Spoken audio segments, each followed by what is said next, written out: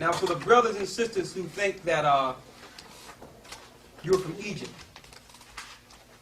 okay, even though there's no history in which you can prove that you came from Egypt into Africa and your foreparents came over on the cargo slave ships. But because you know so much rich history was in Egypt and mathematics was in Egypt, it is equated to Egypt, you immediately want to hold to that because there's some rich history you can actually go and see yourself. And you know that they were all black people. You do know that. Now, that leads us to some questions. Because if the Egyptians were black, then the people that were enslaved under the Egyptians, which were Moses' family, the Israelites, must have been what? They must have been black. How can Moses pose for second to Ramesses? How can he pose as an Egyptian if he was anything other than black? Okay? So now, that lets you know, just because you're dark, that does not define your nation. Okay? Noah had 3 sons. Noah was a dark-skinned man. His sons were dark. Okay? How do we know that Moses was a dark-skinned man? Let's start there, since we're dealing with Egypt. And Moses was known for helping the children of Israel come out of Egypt. Let's go to Numbers, the 12th chapter, on the curse that came down on his sister Miriam. I need you to start. Let me get it with you. For those who think that we are Egyptians.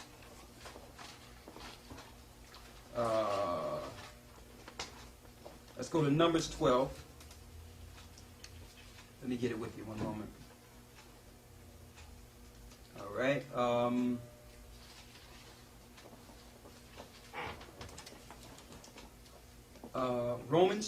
Numbers 12. And let's start at the first verse. And Miriam and Aaron spake against Moses. And Miriam and Aaron spake against Moses because of the Ethiopian woman whom he had married. For he had married an Ethiopian woman. So Miriam and Aaron, Moses' brother and sister, started speaking against Moses because he married outside of his nation. An Ethiopian woman. Because according to the law, an Israelite was supposed to prefer their own. And this goes into another thing. It's going to, just because someone is married outside of the nation, they got to deal with that. We're not supposed to be the judges of who's marrying and all those things. It's going to show you that. Read on. And they said, had the Lord indeed spoken only by Moses? Have he not spoken also by us? And the Lord heard it. So they started boasting now. The Lord ain't only dealing with Moses, he's dealing with us too. Because they seen that Moses was in a fault. Read.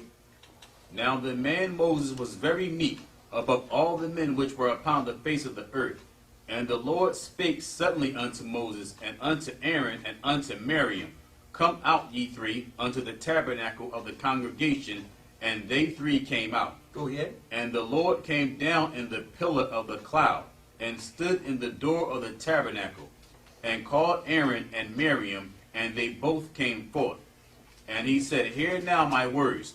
If there be a prophet among you, I the Lord will make myself known unto him in a vision, and will speak unto him in a dream. My servant Moses is not so, who is faithful in all mine house.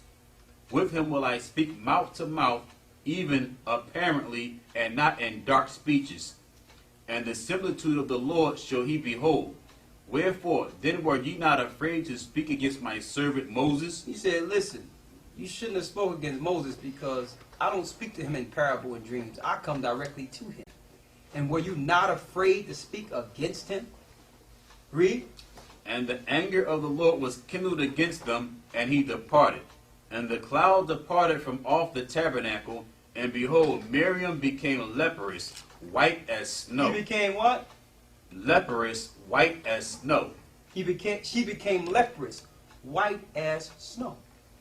So the curse that was put on her was the Lord took her melanin away from her.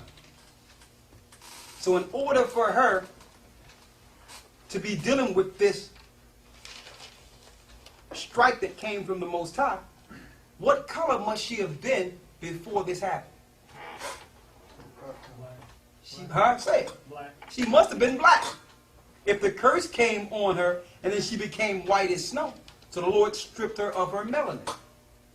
To prove to you that the Israelites were dark as well as the Africans.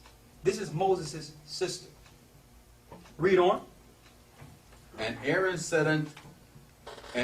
looked upon Miriam, and behold, she was leprous.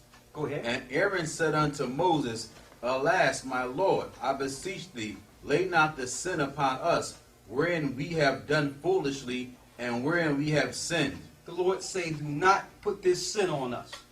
Aaron, said, do not put this sin on us, Lord, please. Because he was shocked when he looked at Miriam, and her melanin was gone. Read. Let her not be as one dead, of whom the fleshes have consumed, when he cometh out of his mother's womb. Go ahead. And Moses cried unto the Lord, saying, Heal her now, O power, I beseech thee. So even though she was speaking against Moses, Moses was meek and had mercy. He was like, Lord, please heal her. Read. And the Lord said unto Moses, If her father had but spit in her face, should she not be ashamed 7 days? Let her be shut out from the camp 7 days, and after that let her be received in again. So the Lord gave us 7 days for her speaking against Moses. Took away her melanin, and she didn't get it back until 7 days were done. For her speaking against Moses. Moses wasn't perfect, but he was the man that the Most High chose. Y'all see that? More proof. Go to Exodus, the 4th chapter.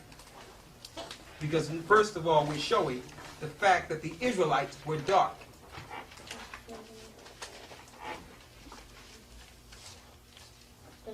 So those out there who think that being African is the way to be, even though you're not from any of these 4 families which we showed earlier, now you can come back to your true heritage, knowing that the true Israelites were dark, and they were responsible for all the rich history you think these other countries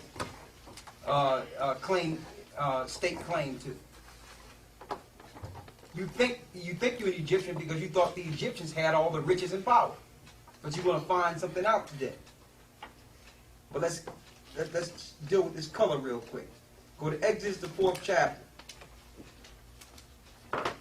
When Moses was asking the Most High